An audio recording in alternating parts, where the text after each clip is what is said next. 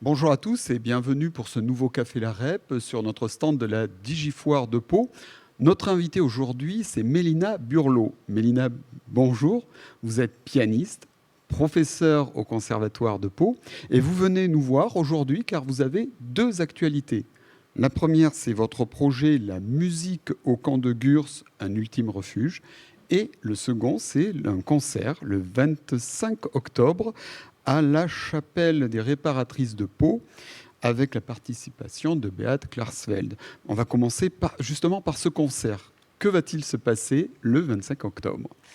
Alors le 25 octobre, ce projet est né à l'initiative de l'amicale du camp de Gurs en partenariat avec l'Institut Heinrich Mann à l'occasion de la commémoration des 80 ans de la déportation des premiers juifs d'Allemagne du Sud-Ouest au camp de Gurs.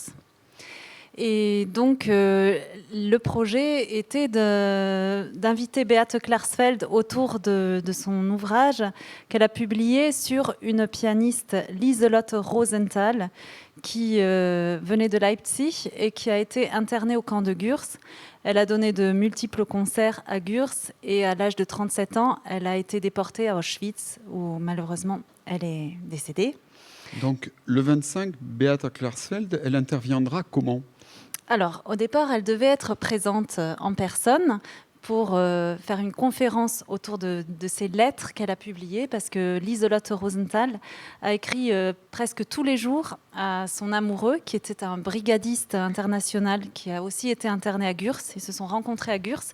Son amoureux a réussi à fuir, mais ils ont entretenu une correspondance. Et donc, elle a publié cette correspondance et elle voulait présenter cet ouvrage sous forme d'une conférence dans laquelle j'interviens en tant que pianiste en interprétant les œuvres que la pianiste Lieselotte avait jouées au camp de Gurs et au camp de Brenz. Malheureusement, à cause du coronavirus, elle ne pourra pas se déplacer le 25 octobre. Donc, visio ?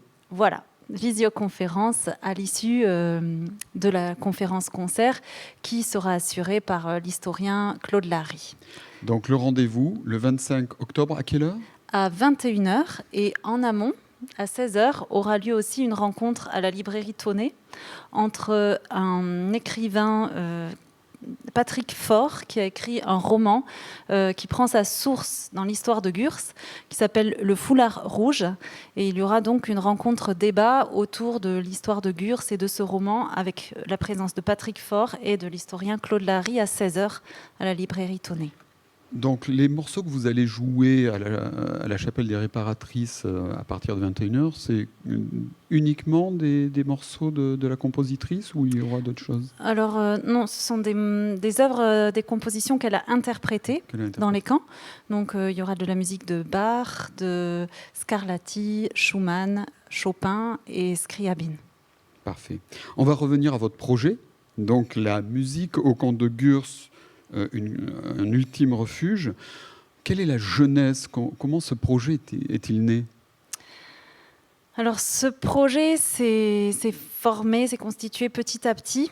Il a cheminé en moi et il est né de ma découverte du camp de Gurs en 2016. Avec une visite qui vous a marqué ? Voilà, une visite qui m'a marquée particulièrement parce que, bien qu'étant paloise, ayant fait toute ma scolarité à Pau, je n'avais entendu parler de Gurs que par les Allemands qui venaient nous rendre visite dans ma famille, ma mère étant allemande. Et je n'étais jamais allée sur le lieu même. Et quand j'ai découvert ce camp, j'ai surtout été marquée par la présence d'artistes qui, malgré des conditions d'internement inhumaines, ont trouvé la force de continuer à cultiver leur art. Et en tant que pianiste, je me suis sentie interpellée par le fait que des grands musiciens aient été internés à Gurs et que des compositions avaient vu le jour, que des pièces de théâtre avaient vu le jour à Gurs. Et je me suis dit, il faut sauver tout ça de l'oubli. Parce que c'est vrai que le camp de Gurs est tombé un peu en oubli après sa fermeture. Et il y a eu la chape verte, la forêt, qui était comme une chape de plomb sur toute cette histoire que peut-être les gens en Béarn avaient envie d'oublier. Oui, tout à fait. D'ailleurs, le film de Pierre Vidal, Gurs, Un silence assourdissant, relate bien tout ça, avec ce silence qui pèse sur la volonté d'oublier un pan de l'histoire. Mais grâce notamment à la redécouverte du camp de Gurs par Claude Lahary depuis les Voilà, années c'est vrai que 70. Claude Lahary fait partie des personnes marquantes. Oui. Comment s'est fait la connexion avec alors Claude Lahary, qui est un historien reconnu pour la qualité de ses travaux et qui a vraiment mis en lumière toute l'activité du camp de Gurs, toute son histoire, et qui est encore en train de produire des ouvrages sur la question. Tout à fait. Donc comment vous avez rencontré Claude et comment une complicité est née? Parce qu'après, vous avez créé plein de choses ensemble. Oui. C'est vrai. Alors la rencontre s'est faite à la suite de ma visite au camp de Gurs. J'ai eu la volonté de sauver de l'oubli tous ces musiciens et ces artistes qui, peut-être dans d'autres conditions de vie, auraient une renommée internationale et qui, victimes de l'histoire, en fait, ont eu un destin tronqué. Et j'ai réfléchi à ce qu'on pouvait faire pour faire revivre leur mémoire. Et en tant que pianiste, je me suis dit, ce qu'il faut faire, c'est organiser des concerts pour que la mémoire de ces musiciens puisse continuer à vivre dans un public. Et j'ai contacté Claude Lahary, qui tout de suite était très ouvert à mon projet, qui lui-même est très sensible à l'art. Et ensemble, nous avons décidé de créer ces échappées musicales du camp de Gurs, qui depuis 2017 donc, propose un concert par an, en général début juillet, sur différents aspects de la musique au camp de Gurs. Alors la première année, c'était en 2017, avec Charlotte Lederlin, une violoniste de l'orchestre de Pau. On a choisi de porter l'éclairage sur un pianiste, Hans Ebbecke, qui était de Strasbourg et qui avait décidé de suivre sa femme qui était juive et qui avait dû être internée au camp de Gurs. Donc finalement, il a suivi volontairement. Il n'avait pas besoin d'être là, mais par amour pour sa femme, il est venu. Et il a eu un grand rôle dans la vie musicale du camp. Et ensuite, un violoniste, Fritz Brunner, qui était premier violon du Philharmonique de Vienne. Et ils ont joué ensemble plusieurs concerts et on avait choisi de rejouer l'un des programmes qui avait été interprété au camp de Gurs. Et c'est vrai que le travail musical vient en écho aussi du travail d'historien de Claude Lahary à chaque fois. Il y a des réponses que vous créez. Voilà, oui, c'est un travail, on dira, interdisciplinaire, à la fois de musiciens, de musicologues et d'historiens, et tout se mêle. Et la deuxième année, j'avais déjà retrouvé certaines compositions qui avaient été créées au camp de Gurs, qui étaient pour voix et piano, parce que la voix avait une place très importante. Il y avait beaucoup de chœurs, il y avait tout un foisonnement de vie artistique dans ce camp. Et donc, j'ai donné ce concert avec Claire Baudouin, une soprano paloise. On a choisi de rendre hommage aux différentes populations qui avaient été internées au camp de Gurs, les Tziganes, les Basques, les Espagnols, les Juifs, et de terminer avec les compositions que j'avais retrouvées. C'est la musique, en abordant l'histoire du camp de Gurs par la musique, ça permet de faire aussi revivre ce qui se passait concrètement dans ce camp qui a vu donc des populations successives être internées, puisqu'il y a eu différentes phases dans la vie du camp. Oui, il y a eu différentes phases, et puis il y a eu aussi des phases concomitantes de la cohabitation avec, entre les Espagnols et de l'entraide aussi, entre les Espagnols, les Juifs, les Basques. Il y a eu de l'entraide dans ce camp. Il y a eu beaucoup de choses terribles, mais aussi des belles choses. Et donc, le dernier échappée musical était en 2018, un quatuor vocal basque, qui, lui, spécifiquement a rendu hommage aux premiers arrivés au camp. Alors, le projet a fédéré plein de personnes, et il y a notamment Catherine Sensium qui est arrivée dans le projet. Quel est son rôle à Catherine ? Alors j'ai eu la chance, oui, d'avoir beaucoup d'échos autour de moi, des amis qui ont voulu soutenir ce projet.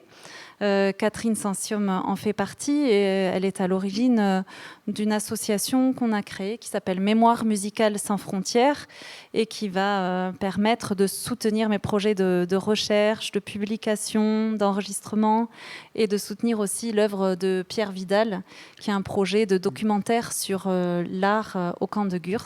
Pierre Vidal qui a déjà fait, on en a parlé tout à l'heure, qui a déjà fait un film sur le silence assourdissant qui qui entourait la vie du camp, et là qui prépare donc un nouveau film avec vous. Avec moi, en partie, qui va donc me suivre dans une partie de mon projet en Allemagne. Parce que la nouveauté... Oui, parce qu'après le concert du 25 octobre, vous filez en Allemagne. Qu'est-ce que vous allez faire en Allemagne ? Alors, oui, quelques jours plus tard, j'espère ne pas être trop embêtée par les nouvelles mesures sanitaires d'isolement et de quarantaine, mais je pars en Allemagne parce que j'ai obtenu une bourse du DAAD, un organisme d'échange universitaire, pour poursuivre des recherches sur ce sujet en Allemagne. Vous allez chercher quoi ? Des partitions Je vais chercher des partitions, je vais rechercher plus précisément dans les archives aussi le destin des musiciens, de tous les musiciens qui ont été internés au camp de Gurs. Je vais aller à la rencontre de certaines personnes qui ont eu la chance de rencontrer encore les compositeurs, et je vais marcher sur les pas de l'histoire de ces compositeurs, en allant dans les synagogues, en allant dans les archives, les bibliothèques. Ce qui permet de densifier votre connaissance de cette création au camp de Gurs. Voilà, d'aller plus loin, parce qu'il s'agit d'avoir maintenant une vue la plus exhaustive possible et de, quelque part, synthétiser toutes les données qu'on a, mais qui sont éparpillées dans différents ouvrages. En fait, il n'y a pas eu d'études spécifiques sur le rôle de la musique et les compositions, les œuvres qui ont marqué le camp de Gurs. Alors, c'est mon objectif. Cette quête, l'Allemagne, première étape, mais il y a des morceaux de cette histoire un peu partout dans le monde. Il y a d'autres pays qui sont amenés à vous recevoir dans votre quête. J'espère avoir la possibilité d'aller jusqu'au bout, parce que certaines œuvres, en fait, par le vent de l'exil, ont été éparpillées à travers le monde jusqu'à New York, jusqu'en Italie, en Autriche. Donc c'est tout un puzzle à reconstituer. Et pour revenir juste en Allemagne, donc mes travaux de recherche sont une partie du projet. Après, je suis soutenue aussi très fortement par le château d'Orion, à la fois avec Elke Jean Rompremauer qui est à Orion et avec son pendant en Allemagne à Stuttgart. Et donc on a un grand projet qui devait voir le jour en octobre, qui est repoussé maintenant au mois d'avril. Et Pierre Vidal viendra avec nous à ce moment-là pour faire un documentaire aussi sur la façon dont l'histoire est vécue par les jeunes Allemands, les jeunes Français.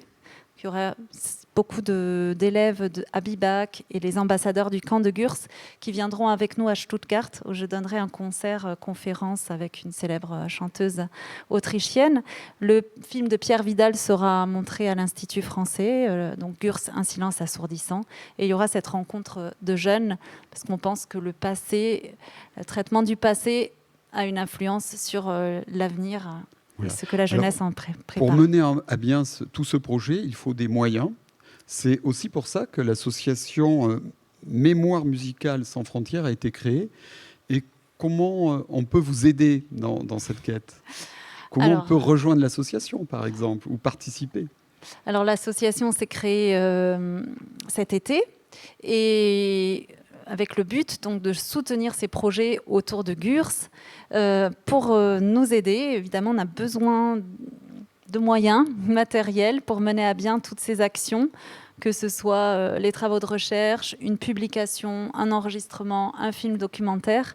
Le meilleur moyen, c'est d'envoyer un mail à l'adresse MEMUSF, donc Mémoire musicale sans frontières, memusf@outlook.fr. Alors, je rassure les gens qui nous regardent, on vous mettra le lien sous la vidéo pour que vous puissiez accéder plus facilement à l'association. Voilà, et via cette adresse email, en donnant ses coordonnées, on répondra en proposant un bulletin d'adhésion ou toute forme de soutien sous forme de don à l'association.